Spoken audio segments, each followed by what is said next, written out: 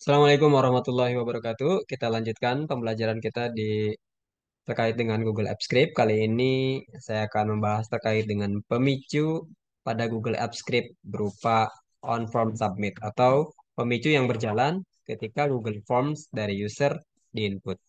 Oke, misalnya kita di sini buat dulu Google Forms-nya. Ya, kita buat dulu Google Forms-nya. Anggaplah misalnya di sini saran, formulir saran, formulir saran atau keluhan. Buat aja pertanyaannya bebas terserah kita. Di sini saya masukkan nama dan juga yang singkat aja ya, isi saran atau keluhan. Seperti ini. Kemudian em, kita tembakan ya, tembakan jawabannya ke spreadsheet yang kita tuju. Di sini kita pilih pilih spreadsheet yang ada. Pilih spreadsheet yang ada, yaitu kita pilih yang latihan AppScript. Ya, kita pilih latihan AppScript ya, pilihan yang ini nih. Biar nanti menuju ke sini, kita klik. Oke.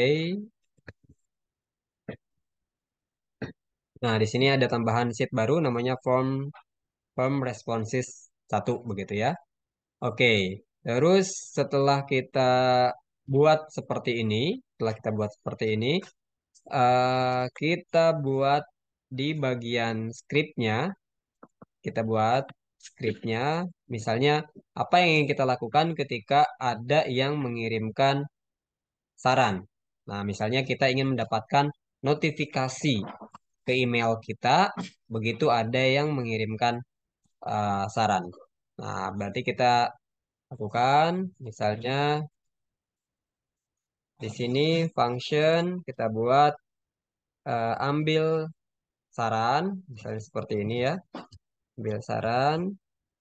Nah, kita pertama definisikan terlebih dahulu spreadsheet-nya. Sebelumnya kita sudah mendefinisikan diambil data ya. Di sini function get sheet. Oke, open by ID. Kemudian sheet-nya kita ganti dengan nama sheet yang sama, yaitu ini form responses 1 nama sheet. Kemudian kan sebenarnya harapannya itu ketika ada sama seperti yang mengisi Google Form pada umumnya, teman-teman sekalian, ketika ada yang mengisi, dia secara otomatis akan berada di baris baru ya, baris kedua. Begitu ada yang mengisi lagi, baris ketiga. Begitu ada yang mengisi lagi, baris keempat dan seterusnya.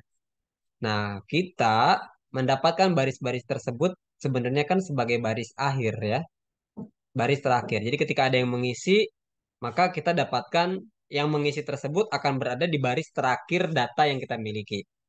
Nah, jadi kita cukup mendapatkan baris terakhirnya itu data di baris terakhir ketika orang melakukan pengisian di Google Form kita.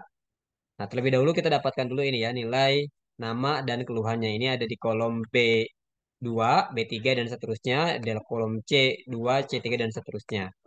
Kita buat berarti kan di sini for nama ya, nama maksudnya nama yang mengirimkan keluhan atau saran tersebut itu berarti ada di nama sheet.getRank ya, dapatkan rank yaitu B2, ini get value. Kemudian jadi dapatkan nilai yang ada di rank B2. Kemudian isi saran itu ada di C2. Oke. Nah, saran ada di C2. Nah, sekarang kan pertanyaannya begitu begitu orang mengisi baru, dia akan ada di B3 dan di C3 ya. Ketika ada yang datang baru, dia di B2, di B3 dan C3. Begitu yang baru lagi, dia akan ada di B4 dan ada di C4. Dan seterusnya begitu. Bentuknya sangat dinamis sekali, sehingga kalau kita tetapkan nilai variabel nama dan variabel saran ini berdasarkan rank yang statis, yaitu 2 ya, eh, barisnya, maka dia secara otomatis hanya akan mengirimkan notifikasi isinya semuanya sama, mau ngirim siapapun, mau isi keluhan apapun, isinya sama karena hanya merujuk pada B2 ini. Makanya B2 dan C2 ini perlu kita buat dinamis. Bagaimana caranya?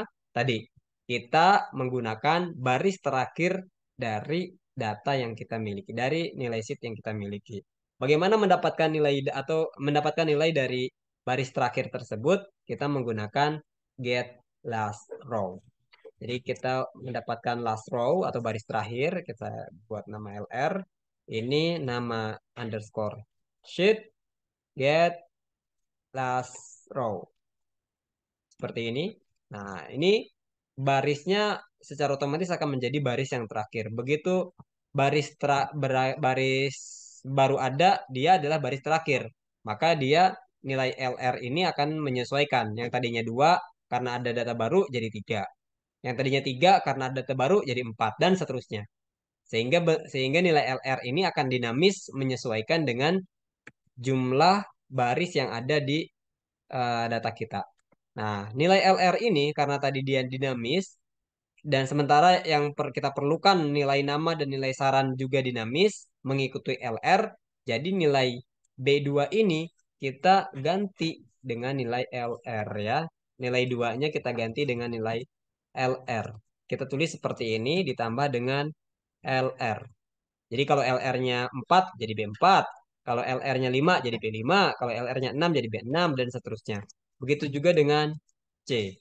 Ini plus LR. Nah, dengan demikian nama dan sarannya itu sudah bersifat dinamis.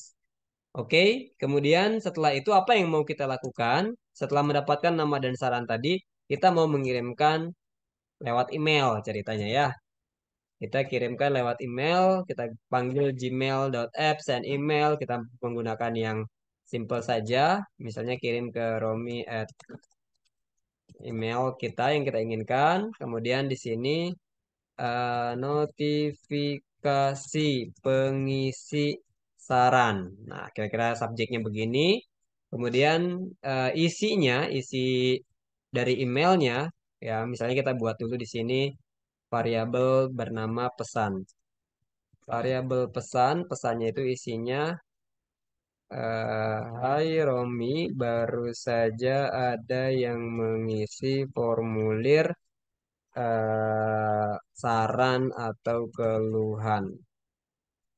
Begini. Nah, kita gunakan garis miring N, garis miring terbalik dan N untuk membuat dia memiliki new line atau garis baru. Nah, kita bisa tambahkan di sini nama, maksudnya nama adalah nama yang mengisinya ya. Kita tambahkan di sini variabel nama. Kemudian kita tambahkan lagi setelah nama kita buat lagi garis baru saran atau keluhan. Nah, kita tambahkan di sini saran, variabel saran ya yang ada di sini. Saran. Nah, jadi yang nanti variabel pesan ini yang kita masukkan ke sini yang akan menjadi data yang dikirimkan ke email yang ini. Oke, setelah selesai seperti ini, sebenarnya persiapan kita sudah selesai. Yang perlu kita lakukan selanjutnya adalah menambahkan pemicu untuk sheet kita. Di sini tadi ya yang ambil saran, kita jalankan pemicunya dengan menggunakan spreadsheet, jenis acaranya, kemudian jenis acaranya adalah saat mengirim formulir. Klik simpan, kita akan diminta otorisasi. Klik dan izinkan.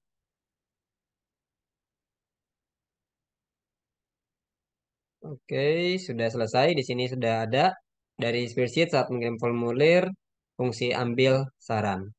Nah, kita akan testing. Coba kita akan isi formulir ini, gitu ya. Formulir saran keluhan. Nama, misalnya di sini eh, Hardiansyah. Saran atau keluhan, baiknya video ini diperbanyak. Misalnya begitu ya. Ketika kita klik kirim, atau ketika user mengklik kirim, Begitu. Nah, skripnya ya ambil saran. Ini kita lihat di bagian eksekusi, dia berjalan. Ambil saran, fungsi ambil saran berjalan berdasarkan pemicu dan statusnya selesai. Kalau statusnya selesai, berarti kita cek email kita.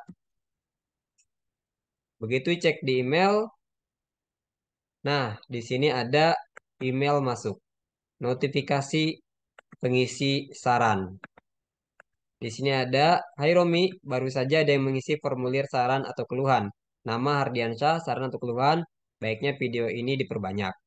Nah, begitu misalnya ada user lain yang mengirimkan saran atau keluhan, nama misalnya Ayu, saran atau keluhan, eh, video kurang jelas.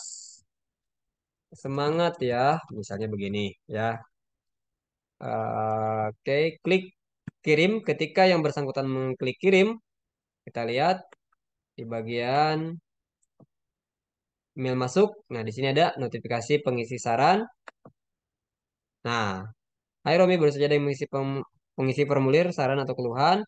Nama Ayu, saran atau keluhan, video kurang jelas. Semangat ya, sesuai yang terdaftar di sini. Begitu. Oke, jadi ini adalah trigger yang digunakan untuk membuat sebuah fungsi berjalan berdasarkan formulir yang dikirimkan. Ya, ketika formulir disubmit oleh user.